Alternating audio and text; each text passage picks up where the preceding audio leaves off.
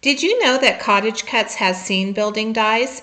This card features the fall farm scene. These dies create quick and easy cards with little effort. Today mine is clean and simple with a little pop of color.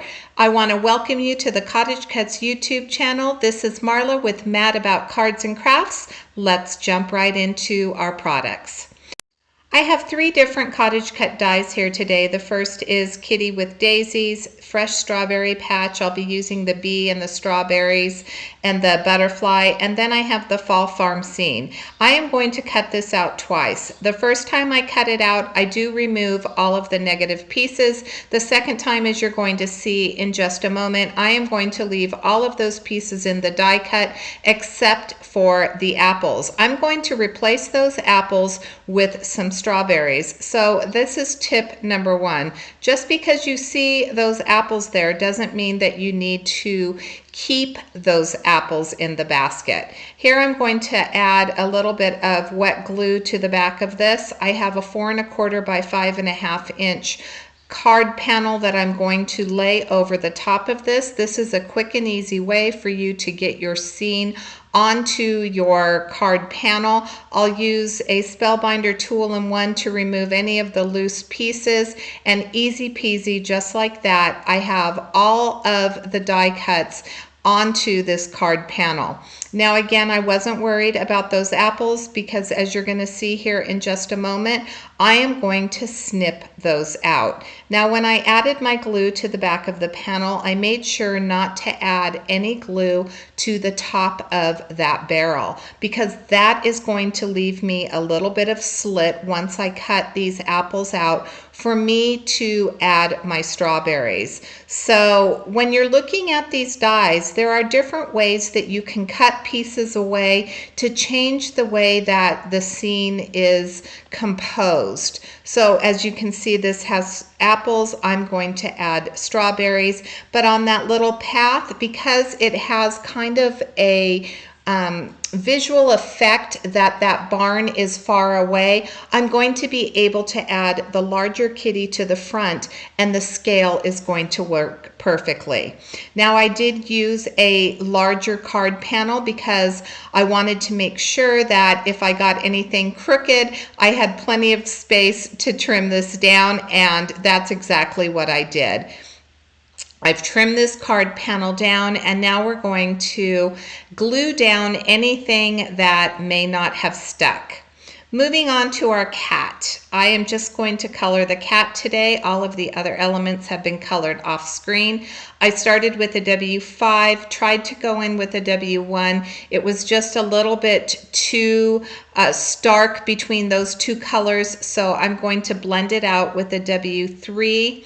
And then I'll come back in with my W1. I wanted a little patch over the eye, so I was very heavy-handed on the left side of the face with my darkest color.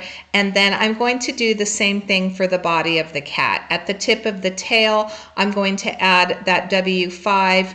I'm going to add it at the toes, and then of course I add it in all of the places that there would be shadows. So the V at the front where the legs are meeting the chest, and then of course where the back of the legs are meeting the front of the legs. I'll blend that out with the W3, and then again I'll come in with that W1 and we'll assemble the kitty cat. I did want to talk a little bit about my giveaway. In my last video, I wanted to announce that the winner of my giveaway is Karen Stokes. So congratulations, Karen Stokes. You are the winner of the strawberries with mouse die. I'll have Mary Marsh's information linked in the description box below. You can contact her in order to claim your prize. I added some R2 to the ears of my cat and to the nose, and then I'm going to add that little nose right on top. I'll use my microfine black pen to add the whiskers to the cat, and you could add it to the eyes and the mouth. I chose not to. I'll add a little bit of glue to the top of the head, give it a little bit of a tilt so that it has a little bit of character to it. And then I'm looking at the two daisies, and I decide to go with the more traditional of the two, and I'm going to add it right above the right ear. Onto our card panel. I have a card panel that's top folding. It's an A2 panel, and then I have some very inexpensive paper. This paper is super thin, so I have to be very careful about how I'm applying it to this card base. Once I get it adhered, I'll breathe a sigh of relief because, again, it's really thin and I had one shot at this. So I have another panel that's been cut to 4 by 5 1/4 inches. I've added foam tape to the back of that, and I'm going to add my panel that has been glued to the white solid piece of cardstock. Here's where we're going to start adding a little bit of dimension and really bring that white die cut more to the forefront, emphasizing it. So it's going to be very subtle because it's white, but I'm going to add additional dimension to this with my die cuts. First, I'm adding my strawberries. As I mentioned before, I did leave that barrel without any glue at the top. And here is my secret weapon. If you cut a second die piece, as I mentioned, and remove all of the negative pieces, you can add it over the top of this. Now, I certainly could have colored that.